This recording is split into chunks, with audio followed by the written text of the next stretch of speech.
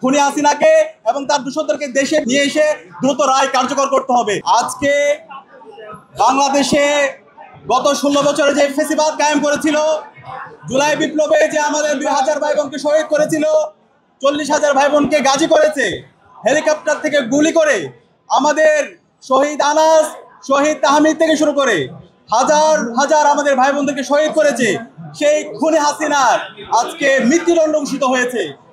এই রায়ের মাধ্যমে আজকে জুলাই বিজয় হয়েছে।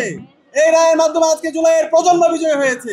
এই রায়ের মাধ্যমে আজকে শহীদদের যে আকাঙ্ক্ষা সেটি বাস্তবায়ন হয়েছে, ইনসাফের বিজয় হয়েছে। একই সাথে যে খুনি হাসিনার দূষণ, সাবেক স্বরাষ্ট্রমন্ত্রী খুনি আসাদুজ্জামান কামাল, তারও আজকে মৃত্যুদণ্ড রায় ঘোষণা হয়েছে।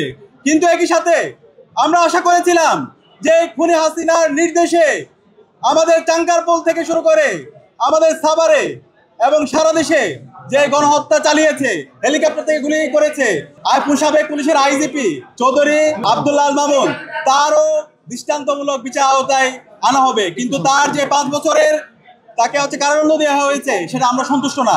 আমরা অন্তর্বর্তীকালীন সরকার আন্তর্জাতিক অপরাধ ট্রাইব্যুনাল অনুরোধ করব, তার যে অপরাধের মাত্রা সে অনুযায়ী তাকে যেন ন্যায্য বিচারের আওতায় নিয়ে আসা হয়। একই সাথে আমরা ডাকসুর পক্ষ থেকে বলতে চাই, এই খুনি হাসিনা এবং তার সকল দূষরদের, তারা বিগত 16 বছরে যত ফেসিবাদ কায়েম করেছে, যত গণহত্যা এবং শিশুহত্যা করেছে, এই প্রত্যেকটা হত্যাকাণ্ডের বিচারে স্বাধীন বাংলাদেশে হতে হবে।